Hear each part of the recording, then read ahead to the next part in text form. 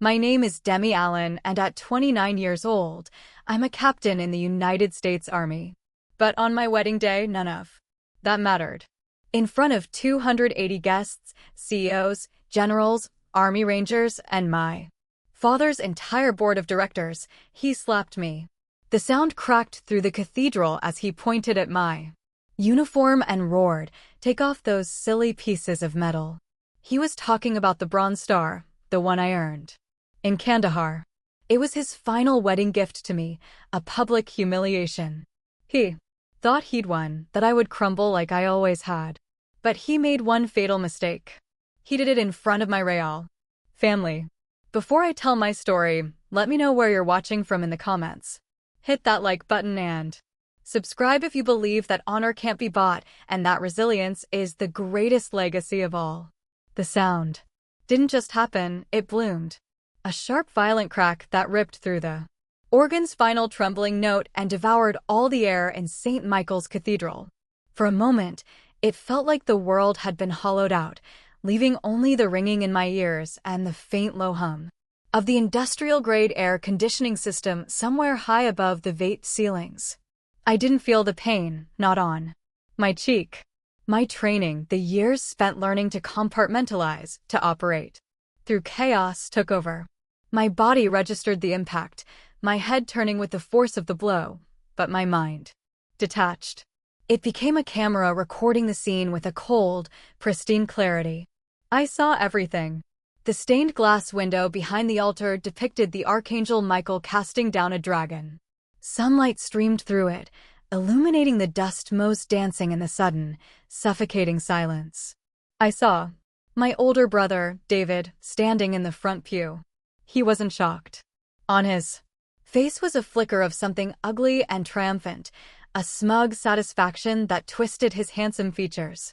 He looked like a man who had just seen a risky stock bet pay off. I saw the CEOs my father had invited, men who moved markets with a single phone call now frozen in their pews. Their expressions a mixture of embarrassment and alarm. They weren't looking at me. They were looking at my father, Richard Allen, as if he were a volatile asset they suddenly needed to divest from. And then I saw my family, the real one. The generals, the colonels, and the sergeants scattered amongst the guests. Their faces were granite. I saw General Peters, a man who had seen the worst of humanity in Fallujah, whose eyes went from disbelief to a quiet, controlled fury that was far more terrifying than any shouting. I saw the young Rangers, who had served with my fiancé Mark, their bodies instinctively straightening, their hands uncurling from their programs as if preparing for a command. They were a sea of quiet, lethal stillness in an ocean of chaos. My father stood before me, his chest heaving. The faint cloying scent of expensive whiskey, Macallan 18, his signature wafted from him. He was breathing heavily, his face flushed with the exertion of his rage. He looked powerful, dominant, a monument to his own authority. He truly believed in that moment that he had finally extinguished the last flicker of rebellion in me. He believed he had won. He was wrong. Before anyone could move, before the first shocked gasp could turn into a word, he leaned in close. The whiskey on. His breath was a furnace blast against my skin. His voice was no longer a roar for the public. It was a low, venomous hiss meant only for me, a final twist of the knife.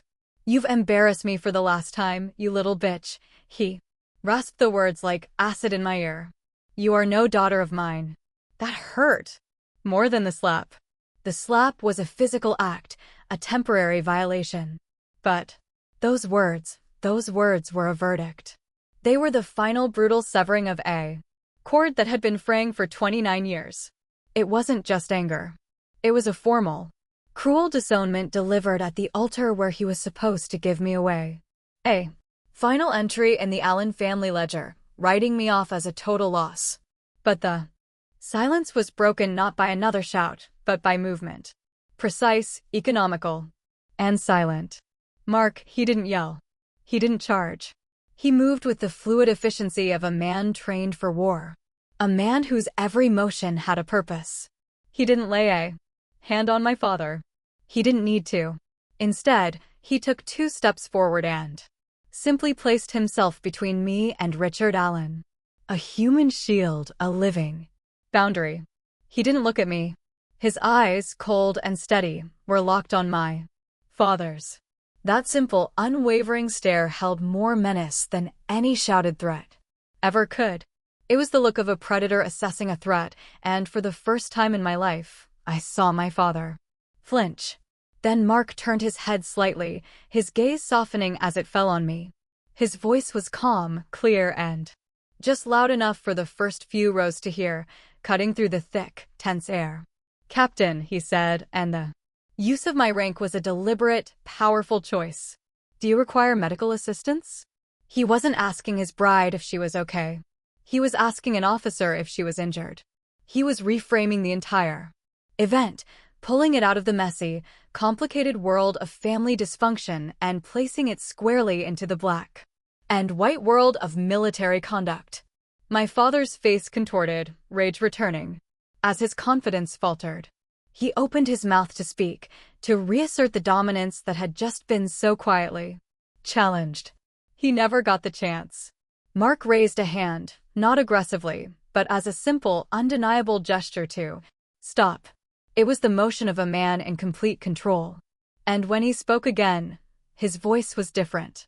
The warmth of the concerned fiancé was gone, replaced by the crisp, formal tone of an officer reporting an incident. "Ladies and gentlemen," he announced, his voice carrying effortlessly through the cathedral. "Please remain calm. An assault on a commissioned officer of the United States Army has just occurred." A collective audible gasp swept through the church. "I'm going to ask you to please remain in your seats." With those words, the world shifted on its axis. He had done it. He had changed the game entirely. St. Michael's was no longer a church. It was a potential crime scene. The 280 guests were no longer attendees. They were witnesses. And my father, Richard Allen, the titan of industry, the king of his own empire, was no longer a father disciplining his daughter. He was a perpetrator. Time has a strange way of stretching and compressing in a crisis. In the ringing silence of St. Michael's, a single second felt like an eternity. Mark's words, "An assault on a commissioned officer has just occurred," hung in the air, shimmering and dangerous. They had created a new reality. And in the space between the old one and the new, my mind didn't stay in the present. It fled. It raced backward, searching for a beginning to this ending, trying to trace the fault line that had led to this earthquake. And it found one.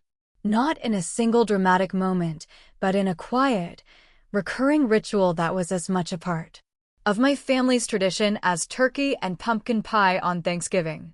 In the Allen household, Thanksgiving was never just about gratitude. It was a corporate event disguised as a family holiday. The day was filled with the rich smells of my mother's roast turkey and sage stuffing, the clinking of heavy silverware against fine china, and the murmur of polite conversation. But beneath it all, there was an undercurrent of tension, a quiet anticipation for what we all knew was coming. The main event wasn't the meal, it was the audit. After the last slice of pie had been served and the coffee was poured, my father would clear his throat, silencing the table. He would then retreat to his study and return holding a large, heavy book. It was bound in dark green leather with the Allen ledger embossed in gold leaf on the cover. It looked ancient and important, like a sacred text, and in our family it was. He would place it at the head of the table with a soft, authoritative thud. Opening it, he would put on his reading glasses and begin the year-end review. He'd start with David, my oldest brother. "David," he'd announce, his voice booming with pride, "a successful year, the logistics contract with Procorp, a net gain of $2 million for the company." He would uncap his expensive fountain pen, and we would all listen to the scratch of the nib on the thick, creamy paper as he wrote the number down. A round of applause, led by my father, would follow. David would nod, accepting it as his due. Then Michael, the downtown residential project, efficient management brought in under budget, a value of $800,000. Another scratch of the pen, another round of polite, obligatory applause. My brothers, basking in the warm glow of their calculated worth. For years, I had no entry. I was just a child, a line item with no profit attached. But I dreaded the day my turn would come. That day arrived when I was 17. I had spent 6 months of my junior year of high school working on a project for the Texas statewide science fair. It was a structural engineering analysis, a new method for testing the load-bearing capacity of composite building materials. It was complex, it was innovative, and it won first place in the state. I was bursting with pride. For the first time, I felt I had something to bring to the Thanksgiving table. Something that, in its own way, connected to the world of construction my father ruled. When it was my turn, I stood up, my heart hammering against my ribs. I presented my project, explaining the methodology, the potential applications. My father listened, nodding slowly, a neutral expression on his face that I desperately wanted to interpret as approval. When I finished, the family offered a hesitant, scattered applause. My father looked at me for a long moment. Then he opened the ledger to my page. He wrote down the name of my project in his neat, decisive script. He moved his pen to the final column, the one that mattered. He paused for dramatic effect, then wrote a large, bold, unmistakable figure. 0. Tundra. He looked up, meeting my eyes over the rim of his glasses, and addressed the table, though his words were aimed directly at me. If it doesn't sell, he declared, his voice cold and didactic, it has no value. An important lesson. Demi. The humiliation was a physical thing. It felt like the air had been punched out of my lungs. I sat down, my face burning, and stared at my empty dessert plate, blinking back tears.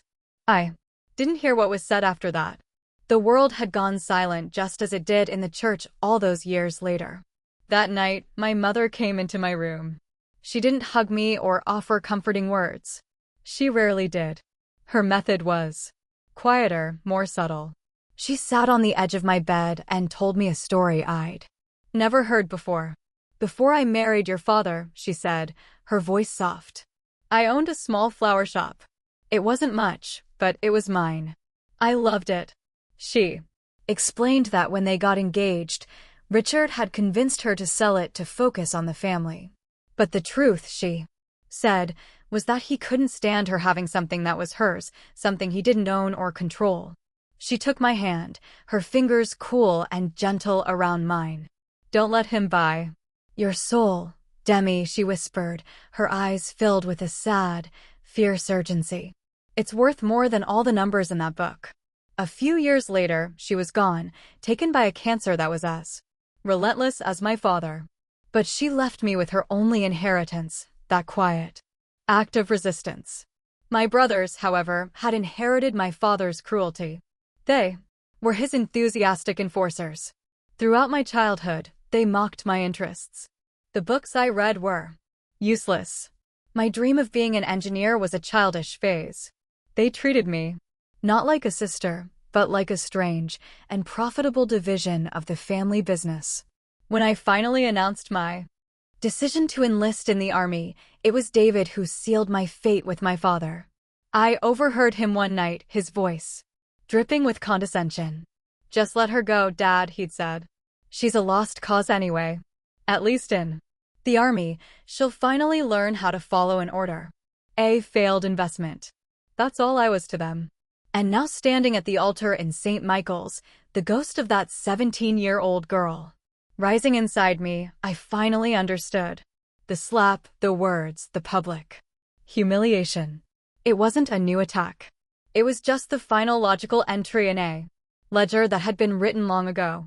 My father had his leather-bound book filled with numbers. His entire world was defined by it. I looked down at my dress uniform, at the rows of ribbons over my heart. My eyes settled on the cold, hard metal of the Bronze Star, for valor, for merit, for a value that could never be bought or sold. This, I thought, a strange calm settling over me. This was my ledger. A ledger is filled one line at a time. My father filled his with dollar signs. I decided to fill mine with action. The day I enlisted, I made a clean break. I cut off the trust fund, refused the allowance, and walked away from the Allen empire with nothing but a duffel bag and a burning need to prove that my mother's faith in me and my own quiet belief in myself was worth more than 0 to 0. The price of that freedom was steep. Those first few years were a lesson in brutal humility. While my brothers were upgrading their Porsches, I was learning to budget a second lieutenant's salary.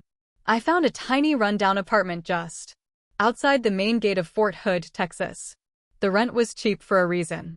That first winter, a cold snap hit Central Texas, and the ancient heater in my unit gave up with a final rattling sigh. I didn't have the few hundred for the emergency repair.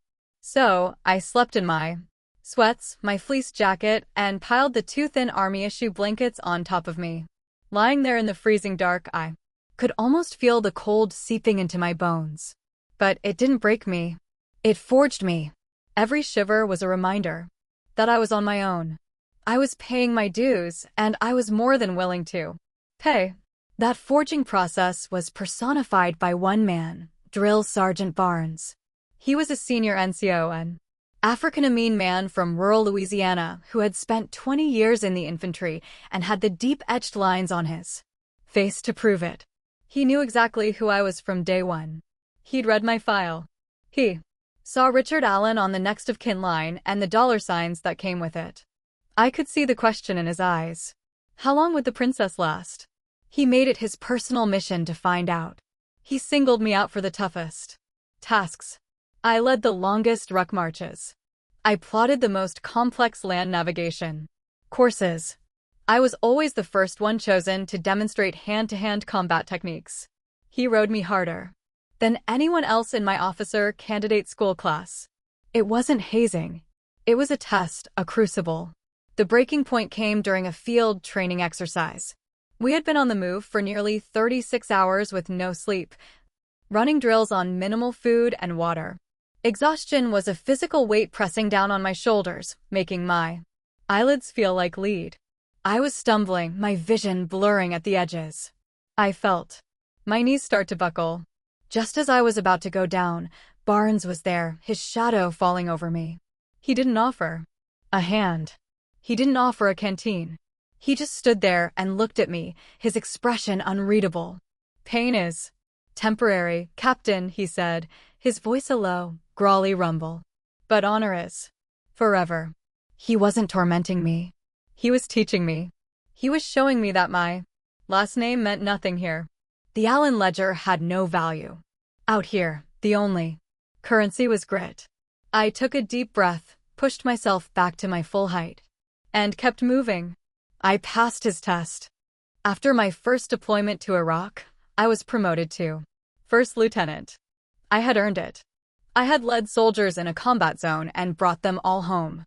In a moment of naive hope, I decided to write a letter to my father. It wasn't to gloat or to show off.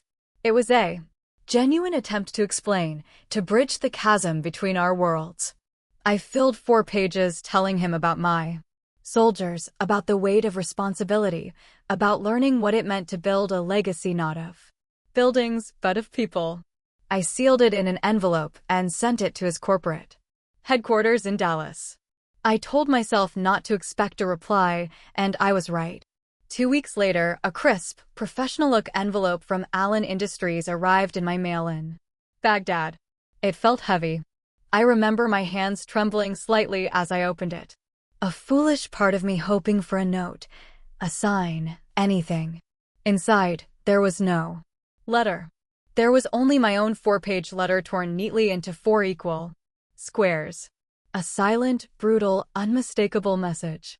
He hadn't just rejected my words. He had negated my entire experience.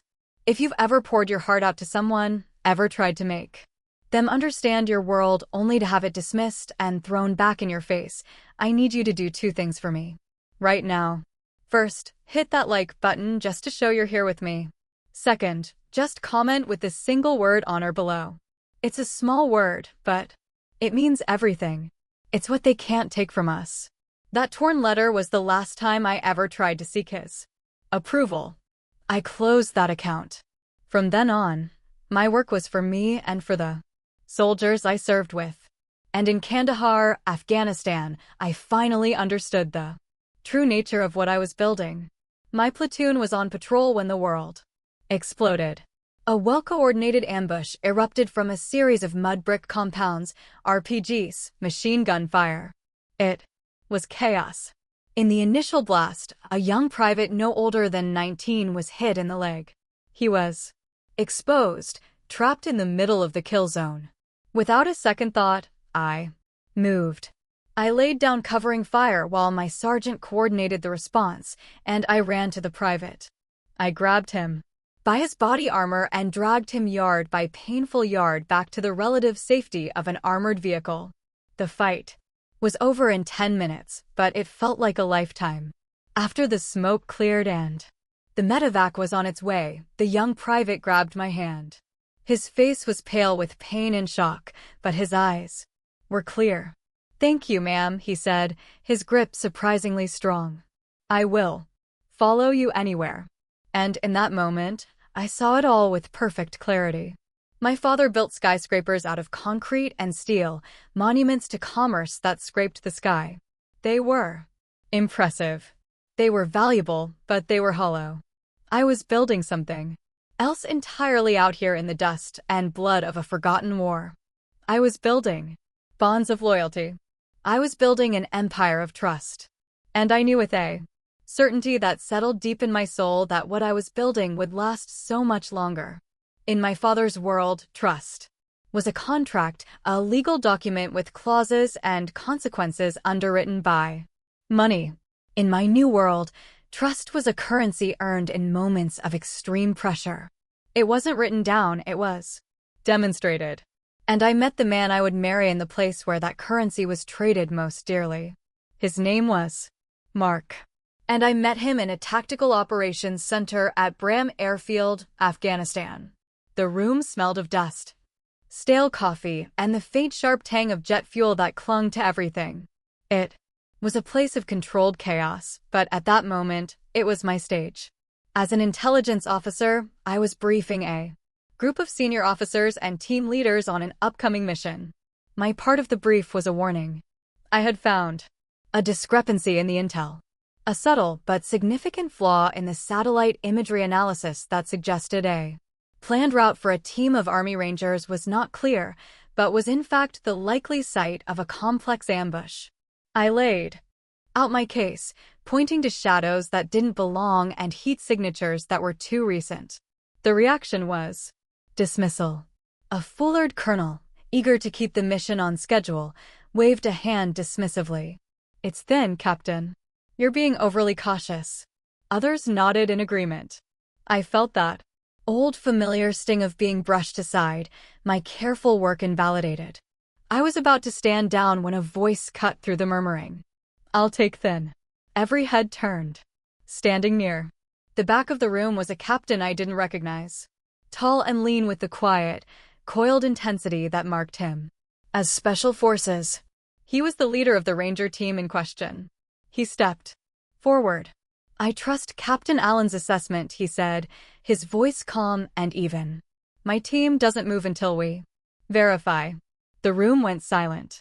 He had just publicly contradicted a Fullard colonel and put his mission on hold, all based on the word of an intel officer he'd never met. He wasn't just listening to me. He was betting his men's lives on my judgment. In that moment, he signed a contract with me. One written not in ink, but in absolute unconditional trust. He saw me not as a woman, not as a name, but as a professional. It was the most profound form of respect I had ever received. Our first date, a week later, wasn't exactly romantic. It was in the main dining facility at Bram under the buzz of fluorescent lights over plates of dried chicken and lumpy mashed potatoes. But the setting didn't matter. He didn't ask about my family, where I went to college, or what my father did for a living. The usual checklist of a man trying to size up a woman's pedigree. Instead, he looked at me and asked, "What's the hardest command decision you've ever had to make?" I was taken aback. I told him about a firefight in Iraq, about having to make the call to abandon a piece of expensive surveillance equipment to prioritize the evacuation of a wounded soldier. It was a choice that had earned me a reprimand for the loss of government property.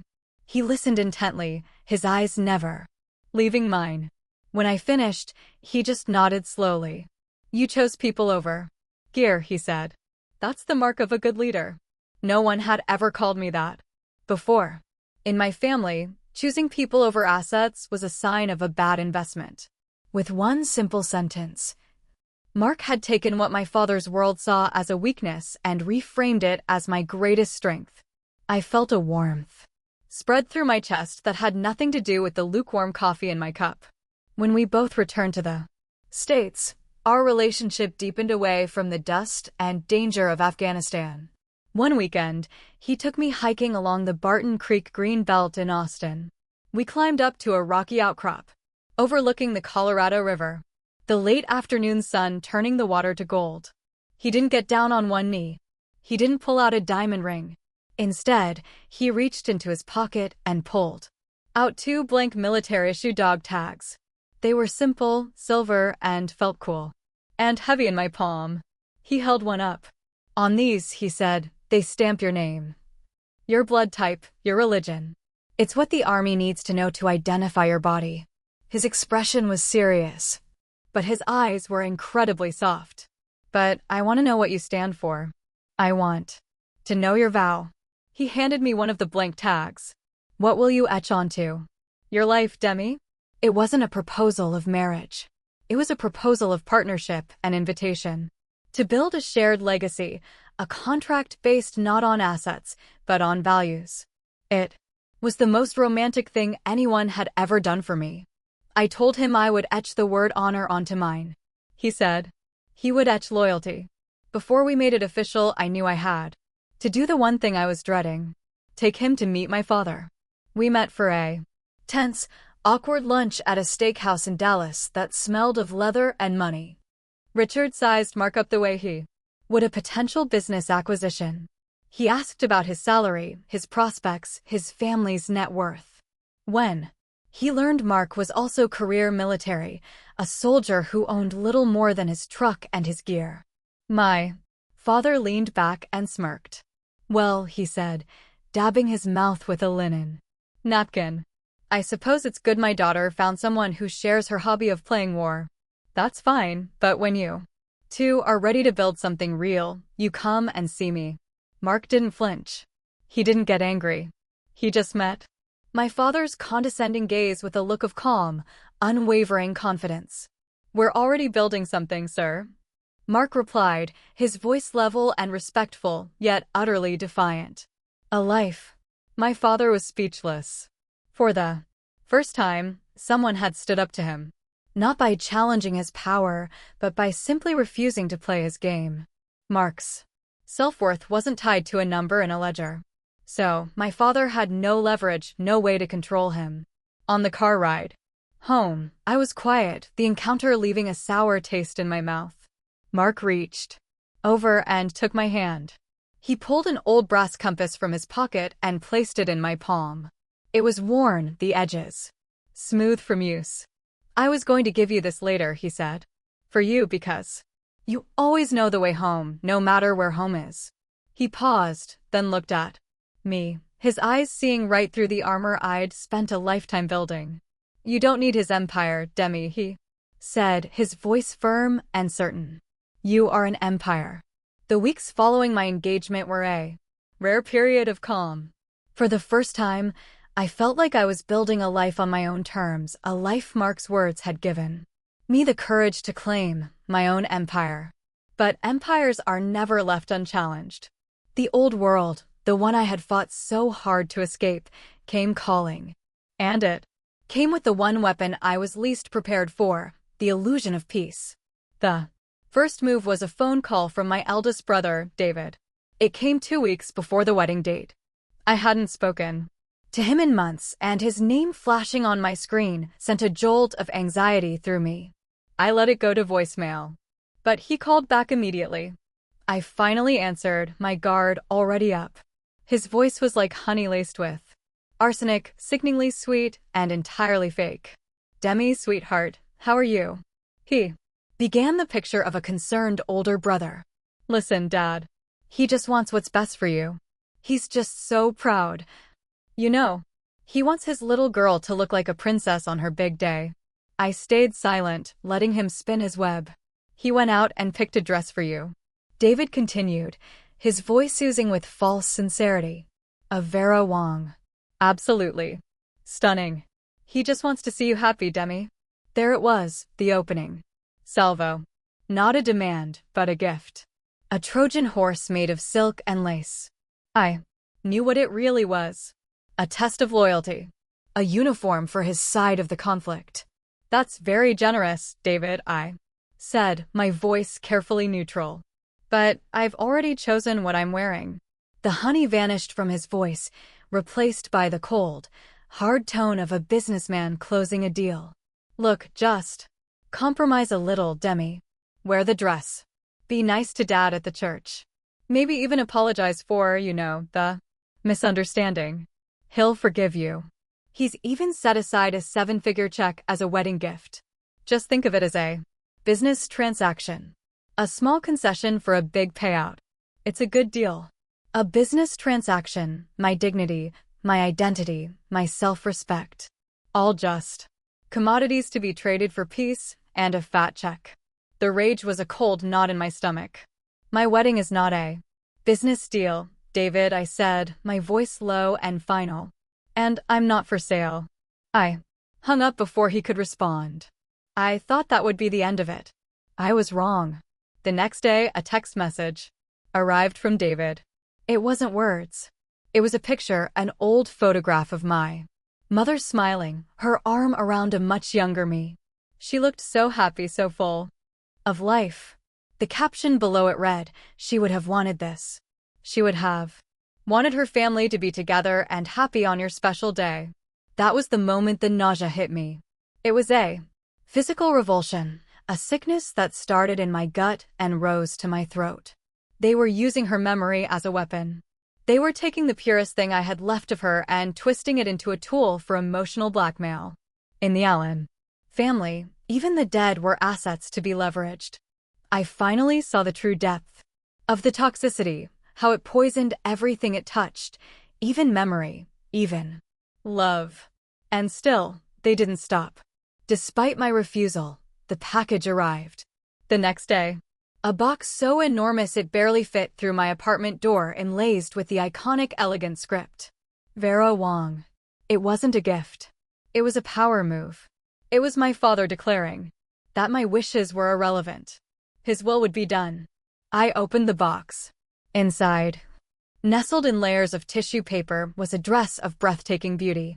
A cascade of ivory silk and intricate lace. A gown fit for royalty. It was the kind of dress little girls dream of. But as I looked at it, I didn't see a dream. I saw a prison. I saw a uniform of surrender, a costume I was meant to wear to play the part of the beautiful daughter. I looked from the dress to my own uniform hanging crisp and proud on the back of my bedroom door. The deep blue of the Army service uniform, the polished brass of the buttons, the neat rows of ribbons telling the story of my life, my sacrifices, my honor. The choice had never been clearer. One was a costume. The other was my skin. The next morning, I carefully repacked the Vera Wang gown into its magnificent box. I didn't rip it. I didn't deface it. That would have been an emotional reaction. And this was now a strategic operation. I drove it across town to a small nonprofit I knew of, a place called Brides Across America. They provide wedding dresses free of charge to military brides, service women, or the spouses of servicemen who can't afford them. I carried the heavy box inside. The woman at the counter looked at me, then at the box, her eyes wide. I'd like to donate this, I said simply, anonymously.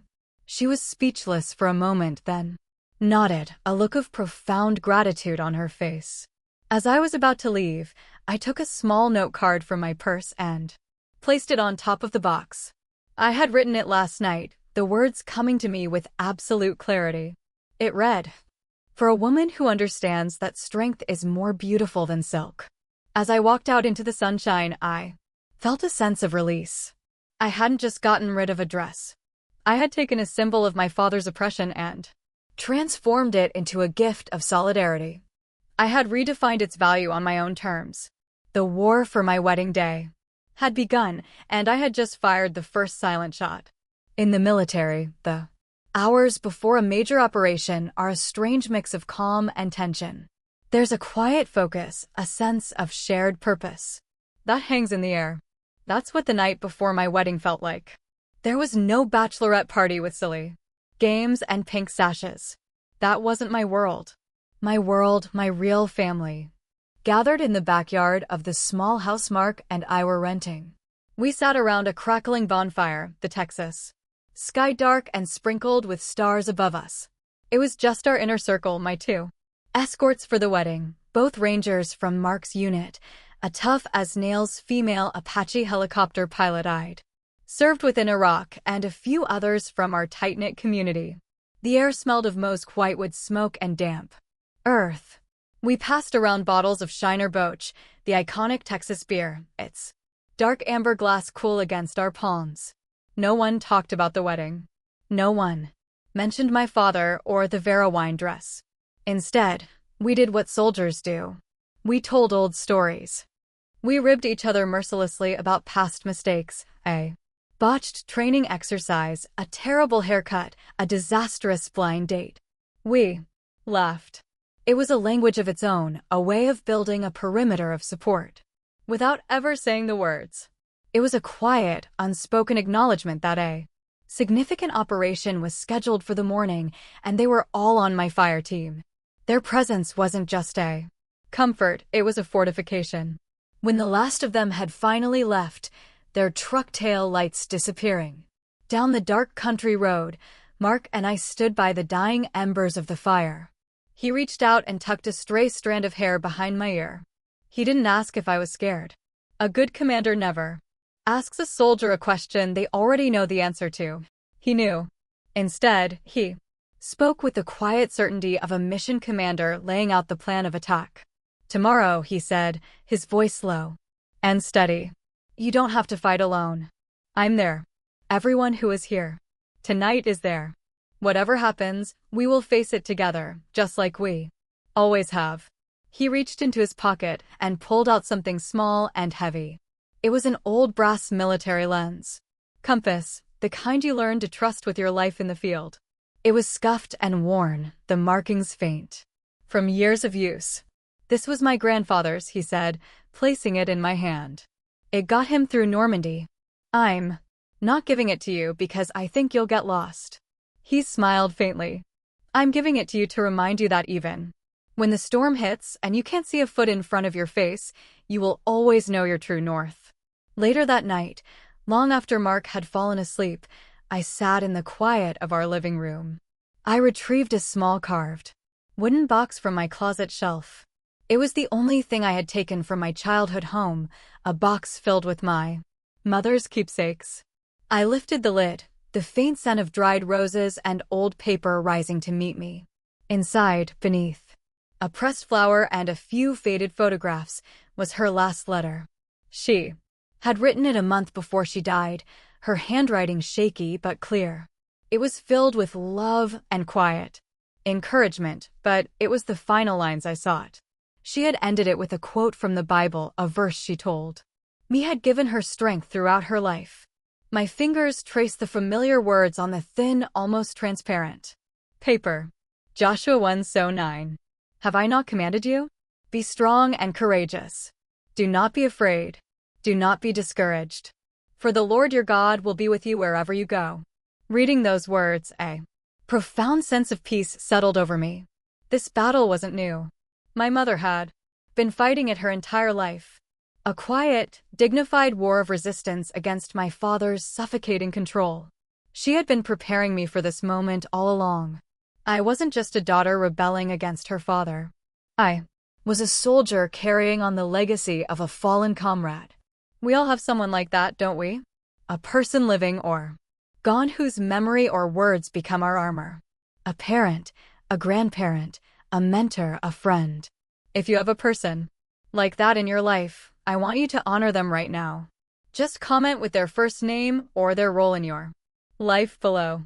Let's fill the comments with the names of the people who make us strong. The next morning, I woke before dawn. There was no team of bridesmaids, no frantic energy. There was only me and my mission. I began the ritual of preparation. It was a process I knew intimately, one I had performed countless times in the dim light of tents and barracks. I started with the uniform, the fabric crisp and perfectly pressed. I fastened each brass button, the movements precise and automatic. I straightened the jacket, ensuring every line was perfect. Then came the medals. I pinned each one to my chest, my fingers brushing against the cold metal. Each one was a story. The Army Nation Medal, the Iraq Campaign Medal, the Afghanistan Campaign Medal, and finally the Bronze Star. My father's silly pieces of metal. To me, they were entries in my own ledger, a record of loyalty, sacrifice, and courage. They were not decorations. They were my flesh and blood. They were my armor. When I was done, I stood before the full-length mirror.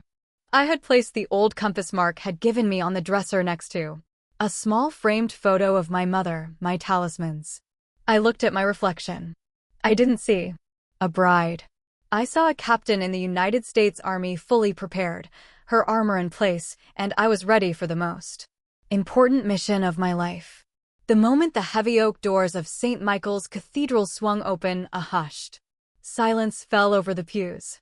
The rich resonant chords of the pipe organ began to swell, filling the cavernous space, but I barely heard it. My eyes were fixed on the end of the long crimson carpeted aisle where Mark stood waiting. And then my heart stopped. Stepping out from the front pew, my father moved to the center of the aisle, positioning himself directly in my path. He wasn't waiting to give me away. He was waiting to stop me. He stood there broad-shouldered in his tailored Tom Ford suit. A human wall between me and my future. A final gatekeeper. For a split second, the conditioned reflex of a lifetime took over. A tremor of fear, cold and sharp, shot through me. My shoulders tensed. My breath caught in my throat. I felt an instinctual urge to flinch, to retreat, to become small, just as the little girl inside me had been trained to do for nearly 3 decades. But then I felt it. On either side of me. My escorts, 2 hardened rangers from Mark's unit, men who had walked through hell and back, imperceptibly squared their shoulders. It wasn't an aggressive move. It was a signal, a silent, steadying pressure that communicated a simple, powerful message without a single word. We are here. We have your 6. That was all I needed. I took the first step. That aisle was the longest I have ever walked. It wasn't measured in feet, but in memories. Each step I took was a journey back through the map of my own private war zone, the landscape of my father's disapproval. The first step took me back to Thanksgiving, to the suffocating silence of the dining room. As I stood there at 17, a statewide science champion, I could see the heavy leather-bound ledger open on the polished mahogany table. I could feel the weight of my family's eyes on me, and I could see my father's hand holding his gold Mont Blanc pen as he wrote that big, bold, damning number next to my achievement 00 Zorgers.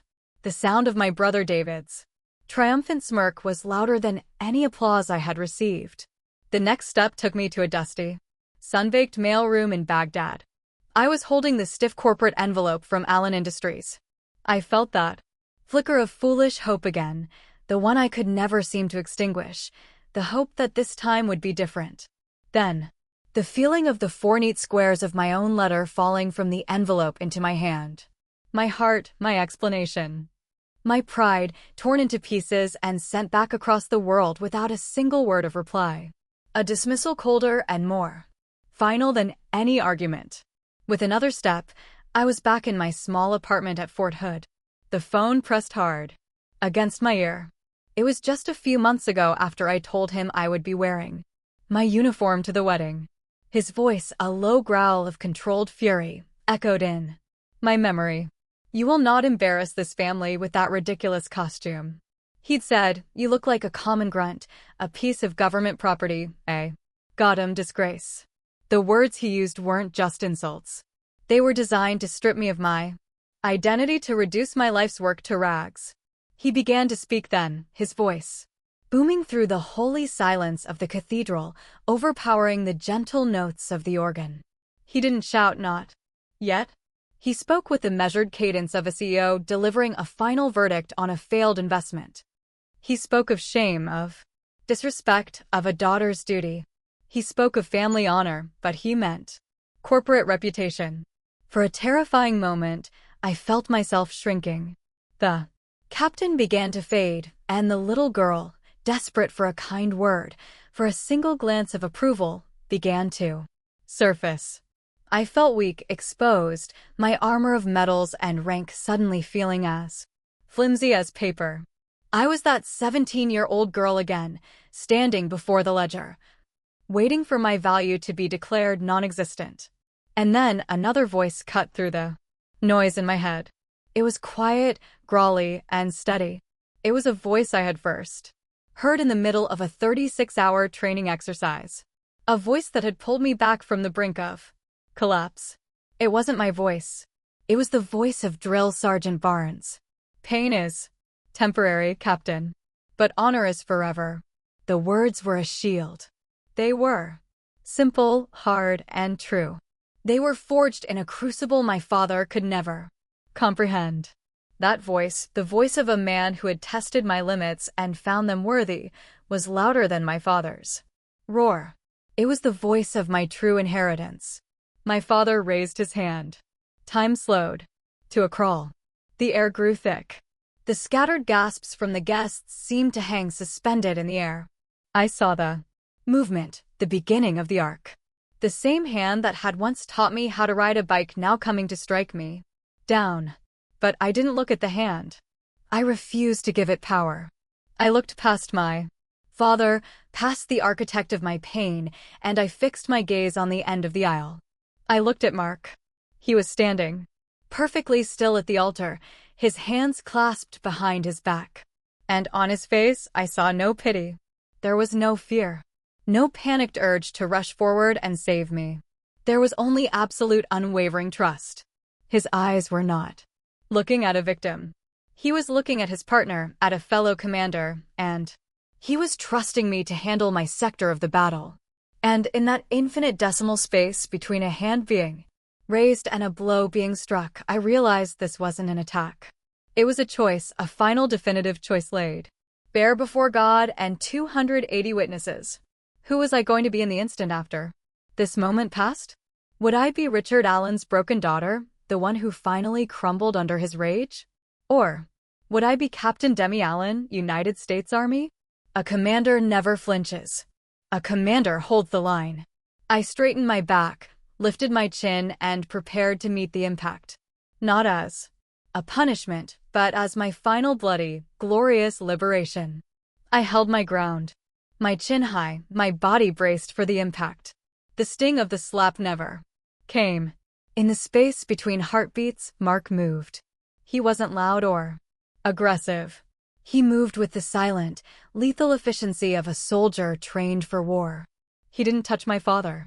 He didn't have to. He simply stepped between us, a human shield, his body, a solid, immovable barrier. He looked my father directly in the eye, and that simple act of defiance held more menace than any shouted threat.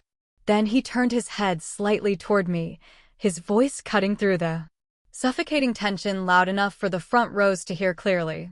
"Captain, do you require medical assistance?" My father, enraged at being thwarted, opened his mouth to roar again. But Mark raised a hand, a gesture of absolute authority that stopped him cold. Mark's voice was no longer that of a son-in-law. It was the clear, precise tone of an officer reporting an incident. "Ladies and gentlemen," he announced to the stunned cathedral, "please remain calm. An assault on a commissioned officer of the United States Army has just occurred. Please remain in your seats." The air turned electric. He had just changed the entire context of the event. But the real Kuras, the move that shattered my father's world, came from a place he never could have anticipated. From the third pew, an elderly man with a chest full of ribbons and 4 silver stars gleaming on the shoulders of his dress uniform rose to his feet. It was General Matthews, a living legend in the army, a man who had commanded divisions in Desert Storm. He was Mark's guest, a mentor from his early days. He didn't shout, he didn't need to. His voice, a deep and powerful baritone honed by decades of command, rolled through the sacred space like thunder. Attention. It was the highest command.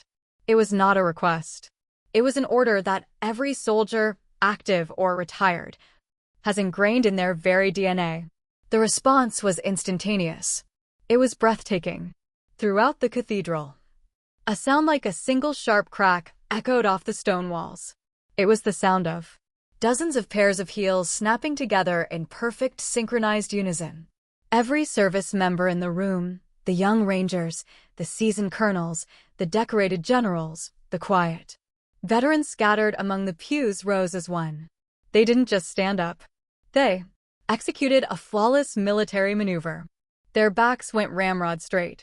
Their chins went up. Their eyes were locked forward. They formed a living, breathing wall of honor, a silent blue and gold phalanx that surrounded and shielded me. They did not look at my father. They looked straight ahead, their collective gaze fixed on some distant point of duty. It was the most profound act of condemnation I had ever witnessed. A dismissal so complete, so absolute, it was more terrifying than any accusation. They had in that single unified motion erased him from the battlefield. My father stood there stunned into silence. His face, which had been contorted with rage, was now a mask of utter disbelief. The power dynamic had shifted so violently it had given him whiplash. He looked around, his eyes desperately searching for his own allies, for his own army. He turned to his kings, the CEOs of Fortune 500 companies, the slick politicians, the members of his board. He had invited them here to witness his power, to see the Allen dynasty in all its glory. But they were not looking at him with support. They were looking at him with the cold, calculating eyes of risk assessors. They were kings in their own right, and they understood the unspoken laws of power. You must always, always remain in control. Richard Allen, in his blind rage, had just committed the ultimate sin. He had lost control in the most public way imaginable. He had attacked a symbol, an unformed officer, a daughter, a decorated soldier that even they in their cynical world knew they were supposed to respect. He was no longer a powerful patriarch. He was a liability, a volatile, unpredictable asset, a bad investment. His peers' judgment was silent, but it was final. He was alone. Utterly and completely alone. He looked at his sons, my brothers, David and Michael, but they wouldn't meet his eyes. They were staring intently at their own polished Italian leather shoes, suddenly fascinated by the intricate patterns on the Persian rug beneath their feet, wishing they could melt into the floor. They were his loyal lieutenants, but they would not go down with a captain who had just scuttled his own ship. Richard Allen, the titan of industry, the man who moved skylines and bent politicians to his will, took an involuntary step back. He stumbled slightly on the altar step. The brief loss of balance, a perfect metaphor for his complete collapse. No one spoke. The organ was silent. The only sound was the low hum of the air conditioning, a sound that now seemed to roar in the deafening silence. He turned, his shoulders slumped. He walked back down the aisle. Not with the confident stride of a king leaving his court, but with the shuffling gait of a defeated man being expelled from the field of battle. His retreat was not loud or dramatic. It was a quiet, pathetic, soul-crushing surrender. The fall of his monument didn't end with a bang. It ended in a tomb of his own making, filled with a silence more damning than any scream. I watched him go, and for the first time in my life, I felt nothing for him. Not anger, not pity, not sadness, nothing. I turned my gaze forward toward Mark, toward the altar, and did not look back. After my father's retreat, a profound silence once again settled over the cathedral. But this was a different kind of silence. It wasn't the dead, shocked stillness from before. This was a silence of reverence, of awe. I took a deep breath, the first truly steady breath I had taken since the doors opened, and walked the final few steps to the altar where Mark was waiting. He took my hand, his grip warm and solid, and together we turned to face the priest. Father Michael, an elderly man with kind eyes that had seen a lifetime of human joy and sorrow, did not immediately return to the liturgy. Instead, he stepped forward, his gaze sweeping over the assembled guests with a gentle wisdom. In our lives, he began, his voice calm and clear, resonating with a quiet authority that commanded more attention than my father's roars ever could. We are all called to fight battles. Some are fought in distant lands in the dust and heat of conflict. And some, he paused, his eyes finding mine with a look of profound respect, are fought right here in the sanctuary of our own hearts. Today we have been witnesses to great courage, and now let us celebrate the love that courage protects. With those words, he reframed everything. He didn't dismiss the ugliness that had just transpired. He sanctified my struggle. He took what my father had intended as a family scandal and elevated it into a testament of strength. He gave my battle honor. As we turned to face each other to say our vows, every word took on a new profound weight. When I looked at Mark and said the ancient words to have and to hold, to love and to cherish, I wasn't just speaking to him. I was making a promise to myself. A vow to cherish the woman I'd fought so hard to become. To honor the captain who had refused to surrender her ground. I was signing a peace treaty not with my father but with myself. And when Mark spoke his vows, his voice steady and sure as he promised to honor and protect me, every person in that church knew it wasn't just a line from a script. It was a solemn oath he had already proven action. The entire cathedral, my true family, had borne witness to it. Our vows weren't just spoken, they were ratified. The reception that followed was held in a beautiful old Texas ballroom with high ceilings and crystal chandeliers. It felt a world away from the tension of the ceremony.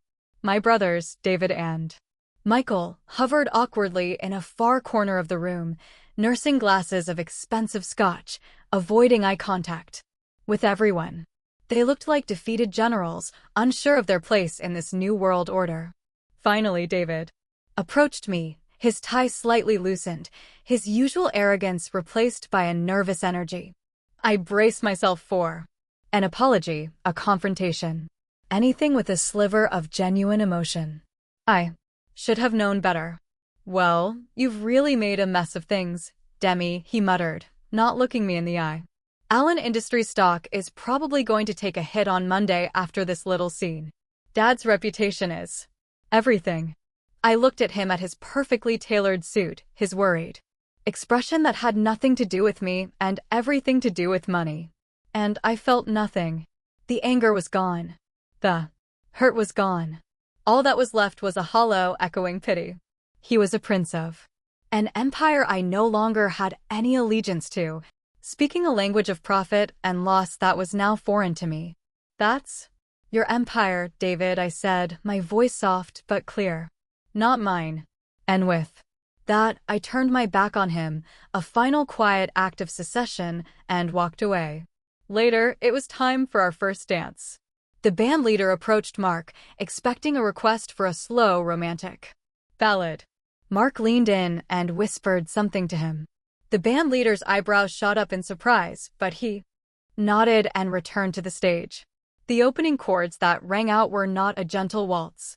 It was the raw, defiant, iconic guitar riff of Creedence Clearwater Revival's Fortunate Son. A grin spread across Mark's face as he led me to the dance floor. The song was a classic anti-war anthem, a protest song, beloved by soldiers for its unvarnished truth about class and privilege. It was our song, a song about those who serve versus those who profit. It was the Story of my life set to a rock and roll beat. Our friends, our true family, understood instantly. They formed a circle around us, not as spectators, but as participants. They weren't just watching a bride and groom. They were surrounding two of their own. We danced in the middle of that circle of honor, laughing, liberated, and free. It wasn't the first dance of a newly married couple. It was the victory dance of survivors, of soldiers who had won their war and finally come home. That night, after the last of the guests had departed and a soft quiet had settled over the house, Mark and I stood on the small balcony of our hotel room, looking out at the glittering lights of the city. The air was cool and clean. He came up behind me, wrapping his arms around my waist, his chin resting gently on my shoulder. We stood there in a comfortable silence for a long time, just breathing together. "Does it hurt?" he asked softly, his thumb gently stroking my arm. My hand went to my cheek, to the place where the slap had landed, where a faint phantom sting still seemed to echo.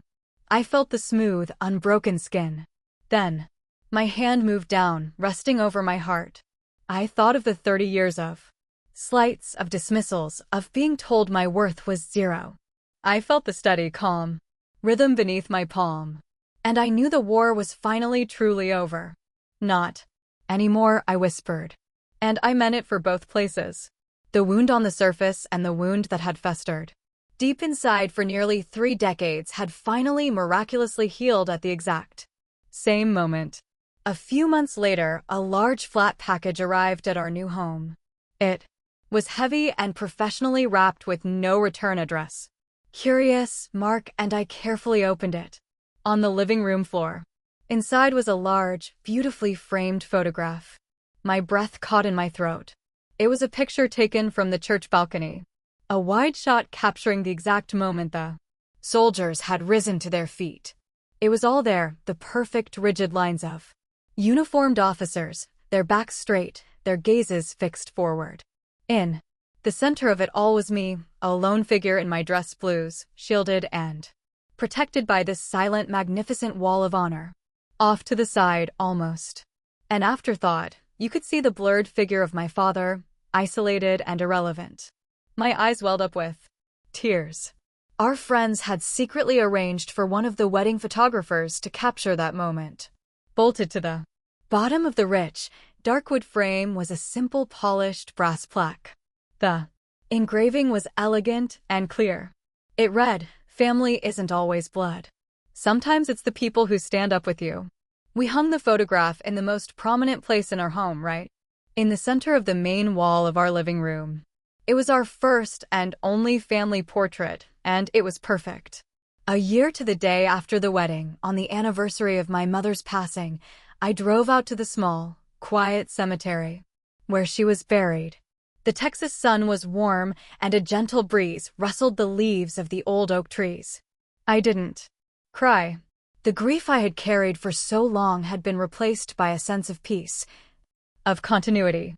I sat down on the grass beside her simple headstone and pulled a letter from my bag. "Hi, Mom," I began, my voice clear and steady in the quiet air as I read the words I had written. "It's me. A lot has happened this year. I just wanted to let you know. I finally did it. I built my own legacy. It's not made of brick and mortar, Mom.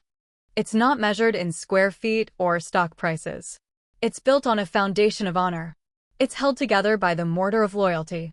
And it's sheltered by a love so strong it can face down any storm. It's smaller than Dad's empire for sure, but it's real and it's mine. You told me not to let him buy my soul. I didn't. I held on to what was true, even when no one else was clapping. I hope you're proud." I folded the letter, a sense of completion washing over me. I didn't need an answer. I could feel it. The story ends here, but my mission continues. A few years later, now a major in the Army, I was asked to speak to a group of newly commissioned female officers, young women about to take on their first leadership roles. They sat before me, their faces young, eager, and full of the same mix of confidence and fear I once knew so well. I didn't tell them the story of my wedding. I didn't need to. The lessons were more important than the events. I looked out at those bright, determined faces, the future leaders of our army. And I left them with the most important piece of intelligence I have ever gathered. People will try to tell you what you are worth, I said, my voice ringing with a conviction forged in fire. They will put a price tag on your dreams. They will try to fit you into a column on their ledger. Do not ever believe them. Your value, your legacy is not defined by their applause. It is defined by your actions when no one is watching. It's defined by the integrity you maintain when you are tested. And it is defined by how you stand your ground when the entire world is telling you to fall back. I looked at each and every one of them, pouring all the strength my mother gave me, all the honor the army taught me, and all the love Mark showed me into my final words. So go out there and build your own empire. That's my story. It's proof that a legacy isn't something you inherit. It's something you build one act of courage at a time. I know I'm not alone and that many of you have fought your own battles to define your own worth. Your stories are the reason this channel exists. If you believe in the power of resilience, please subscribe and become part of our community. Like this story if it touched you and share it with one person who needs to be reminded of their own strength. Finally, comment below with one word that defines the empire you are building.